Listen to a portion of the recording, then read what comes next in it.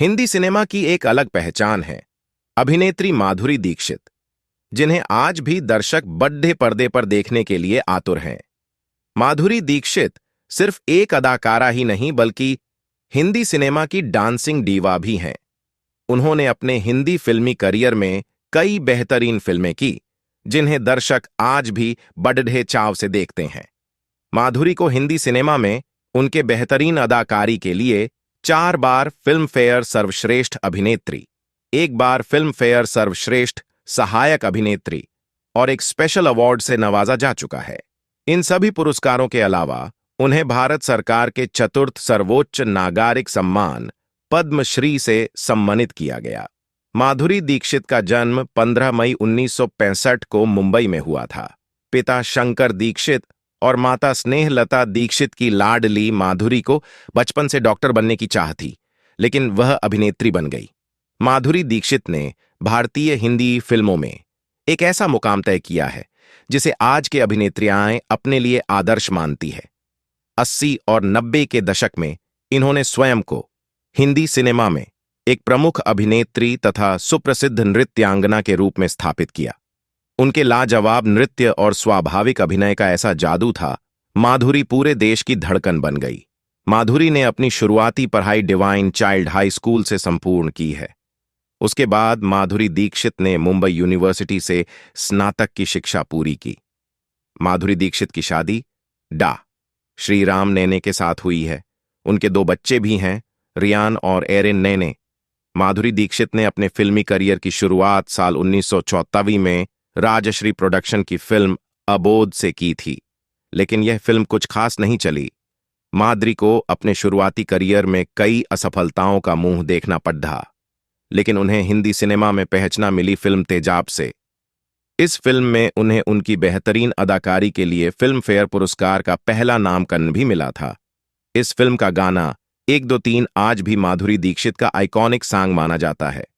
इस सफल फिल्म के बाद फिर उन्होंने कभी पीछे मुड़ कर देखा और हिंदी सिनेमा में बैक टू बैक हिट फिल्में दी।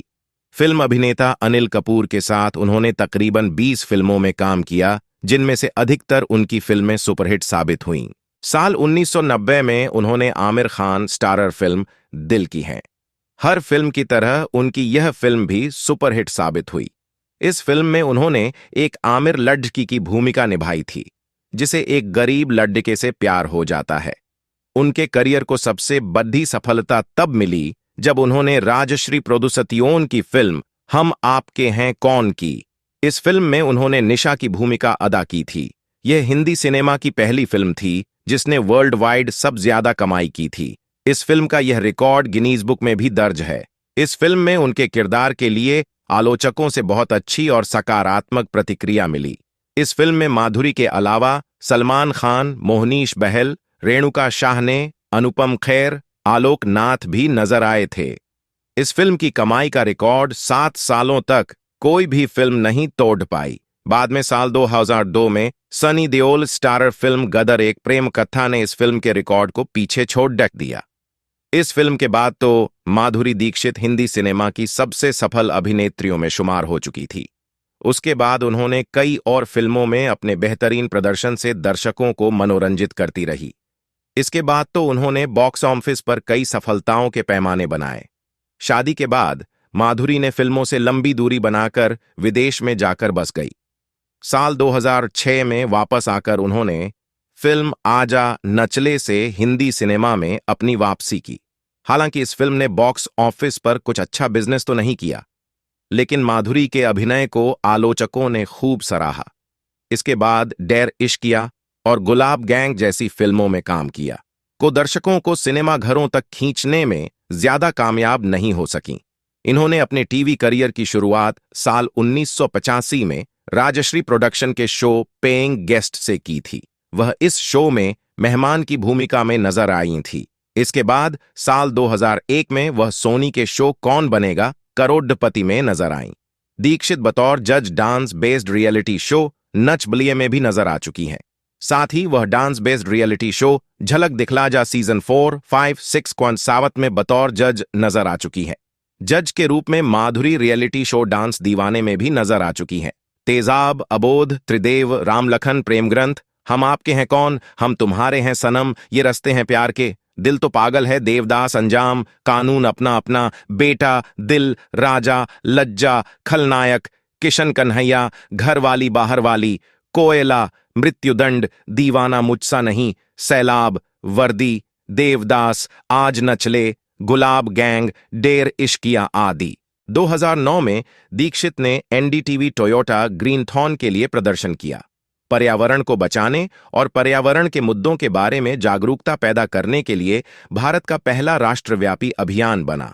3 फरवरी 2011 को दीक्षित ने त्र्यंबकेश्वर के एक आश्रम में किसानों के 75 अनाथालय के बच्चों के साथ एक शाम बिताई और 2 बच्चों के जन्मदिन में भाग लिया, ऋषिकेश और रानी। उन्होंने इस अवसर पर कहा, हम कलाकार ऐसे बच्चों की मदद के लिए तैयार हैं। उच्च समाज के लोगों को आगे आना चाहिए और मजबूती से उनके पीछे खड़े होना चाहिए। 1. माधुरी दीक्षित ने कभी नहीं सोचा था कि वह एक अभिनेत्री बनेगी। वह बचपन से ही बेहद पढ़ाकू थीं और वह एक डॉक्टर बनने की ख्वाहिश रखती थीं। 2.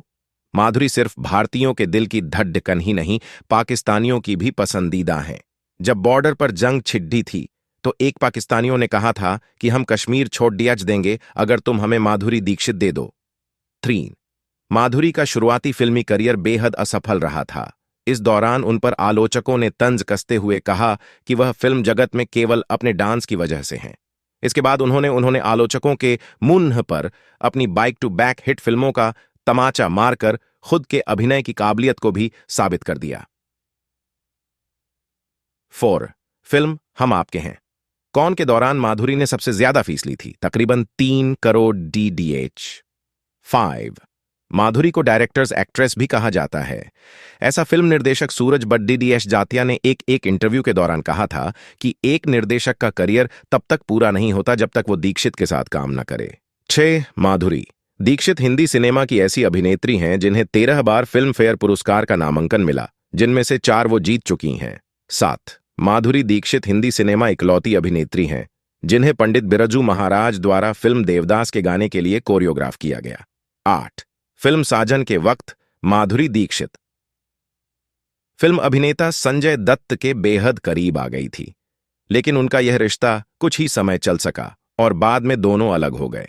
9. माधुरी दीक्षित कथक नृत्य में पूर्ण पारंगत हैं। उन्होंने 8 साल तक कथक की पूर्ण शिक्षा ली है। 10. माधुरी के अभिनय और हुस्न के कायल उनके फैन पूरी दुनिया में हैं। उन्हीं में से एक फैन जमशेदपुर का है जिसने एक कैलेंडर लॉन्च किया जिसमें वर्ष की शुरुआत माधुरी के जन्मदिन से होती है। इतना ही नहीं, उसने भारत सरकार से दरख्वास्त की है कि माधुरी के जन्मदिन दिन पब्लिक हॉलिडे घोषित किया जाए।